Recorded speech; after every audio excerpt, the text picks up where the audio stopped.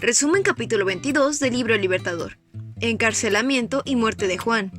Juan el Bautista había sido el primero en proclamar el reino de Cristo y también fue el primero en sufrir.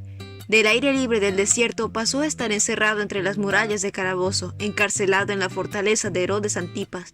Herodes mismo había escuchado la predicación del Bautista y había temblado al oír el llamado al arrepentimiento. Herodes le tenía miedo, sabiendo que era un hombre justo y santo.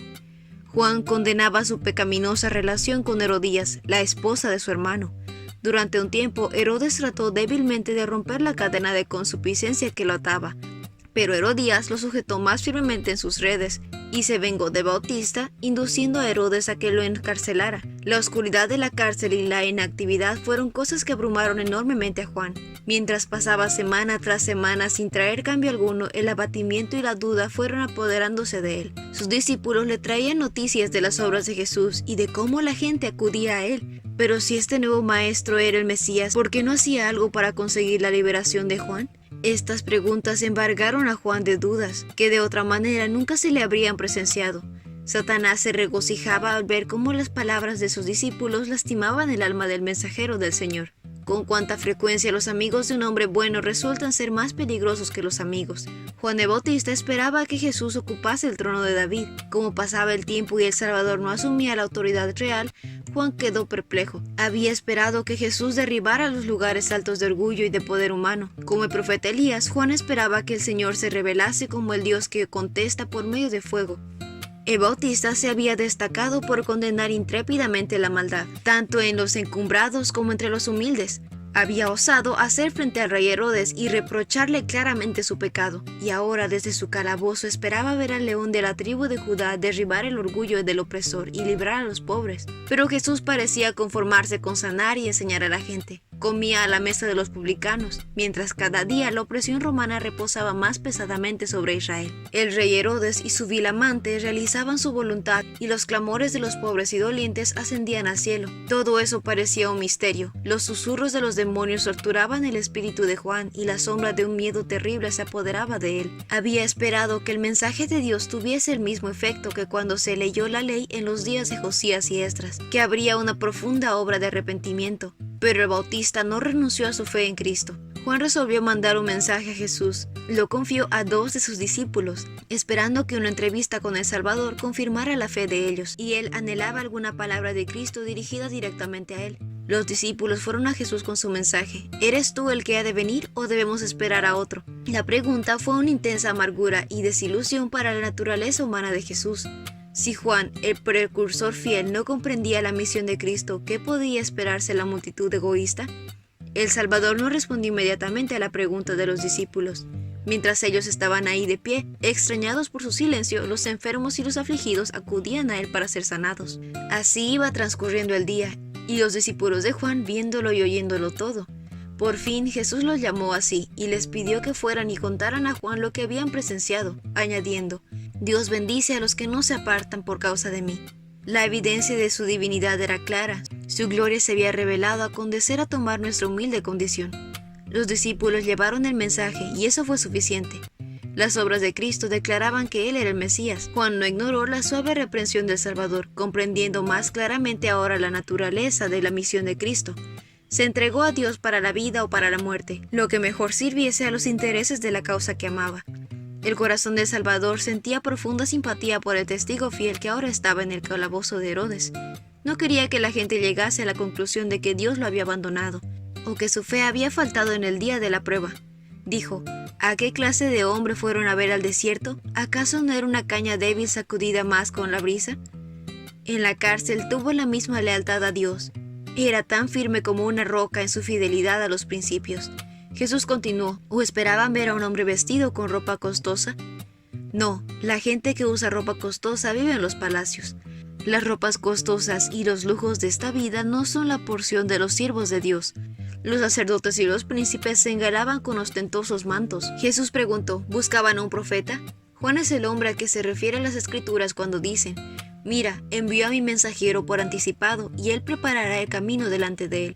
Les digo la verdad, de todos los que han vivido, nadie es superior a Juan el Bautista. Sin embargo, hasta la persona más insignificante en el reino del cielo es superior a él. Juan era más que un profeta. Mientras que los profetas habían visto desde lejos el advenimiento de Cristo, Juan tuvo el privilegio de contemplarlo y presentarlo a Israel como el enviado de Dios. Juan era la luz menor, que sería seguida por otra mayor. Ninguna luz brillará jamás tan claramente sobre hombres y mujeres caídos como la enseñanza y el ejemplo de Jesús. Aparte del gozo que Juan hallaba en su misión, su vida había estado llena de pesar. Tuvo una misión solitaria y no se le permitió ver los resultados de su propio trabajo. No tuvo el privilegio de estar con Cristo, ni de contemplar la luz que resplandecía a través de cada palabra de Cristo, derramando su gloria sobre la promesa de las profecías. Herodes creía que Juan era un profeta de Dios y tenía plena intención de devolverle la libertad, pero le tenía temor a Herodías. Ella sabía que por medio de medidas directas nunca podría obtener el consentimiento de Herodes para dar muerte a Juan, así que resolvió lograr su propósito tramando una trampa. El día del cumpleaños del rey vendrían varios invitados para la celebración. Habría un festín y borrachera. En esa ocasión, ella podría influir en él a voluntad. Cuando llegó el gran día, el rey estaba comiendo y bebiendo con sus oficiales. Herodías mandó a su hija a la sala de banquete para que danzase para los invitados. Salomé estaba en pleno florecimiento y maduración como mujer, y su sensual belleza cautivó a los oficiales en medio de la jarana. A Herodes le pareció halagador que esta hija de sacerdotes y príncipes de Israel danzara para sus invitados.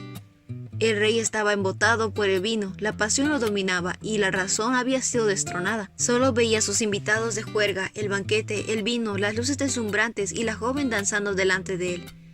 En la temeridad del momento deseaba hacer ostentación para impresionar a los grandes de su reino. Con juramentos prometió a la hija de Herodías cualquier cosa que ella desease, incluso hasta la mitad de su reino. Salomé se apresuró a consultar a su madre. ¿Qué debería pedir? La respuesta estaba lista: la cabeza de Juan el Bautista. Salomé primero se negó a presentar la petición, pero la resolución de Herodías fue más fuerte. La joven volvió con el horrible pedido: quiero ahora mismo la cabeza de Juan el Bautista en una bandeja. Herodes quedó atónito y perplejo. Quedó horrorizado ante la idea de quitarle la vida a Juan. Sin embargo, no quería dar la impresión de que era inconstante y precipitado. Y si uno de ellos hubiese dicho una palabra oponiéndose a que se cumpliera la promesa, con gusto le habría permitido vivir al profeta. Así que hizo tiempo para que tuvieran la oportunidad de hablar en favor del preso. Ellos sabían que Juan era un siervo de Dios, pero aunque estaban asombrados por la petición de la joven, estaban demasiado borrachos para intervenir en protesta de ellos. Ninguna voz se alzó para salvar la vida del mensajero de Dios. Con pocas ganas, Herodes ordenó la ejecución del profeta. Pronto fue traída la cabeza de Juan. Nunca más se oiría su voz llamando a los hombres al arrepentimiento. Una noche de jarana había costado la vida a uno de los mayores profetas. Herodías se regocijó con su venganza y estuvo segura que la conciencia de Herodes ya no lo perturbaría, pero esto no le dio felicidad. La gente llegó a aborrecer su nombre y Herodes terminó más atormentado por el remordimiento. Constantemente él procuraba hallar alivio de su conciencia culpable. Cuando recordaba la vida abnegada de Juan, sus súplicas fervientes y solemnes, su atinado criterio a los consejos y al recordar cómo había terminado su vida, Herodes no podía encontrar reposo. Cuando Herodes oyó hablar de las obras de Cristo, pensó que Dios había resucitado a Juan de entre los muertos. Temía constantemente que Juan vengase su muerte condenándolo a él y a su casa. Herodes estaba cosechando los resultados del pecado. No puede haber tortura más intensa que una conciencia culpable que no da reposo ni de día ni de noche.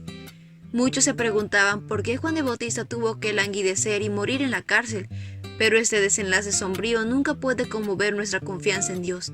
Si recordamos que Juan no era más que un participante de los sufrimientos de Cristo, todos los que sigan a Cristo llevarán la corona del sacrificio.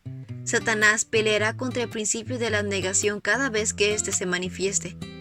Satanás había sido incansable en sus esfuerzos para apartar al Bautista de una vida de entrega a Dios sin reserva, pero había fracasado.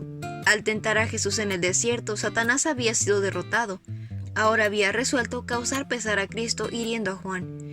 Iba a hacer sufrir al que no podía inducir a pecar. Jesús no se interpuso para librar a su siervo. Sabía que Juan soportaría la prueba.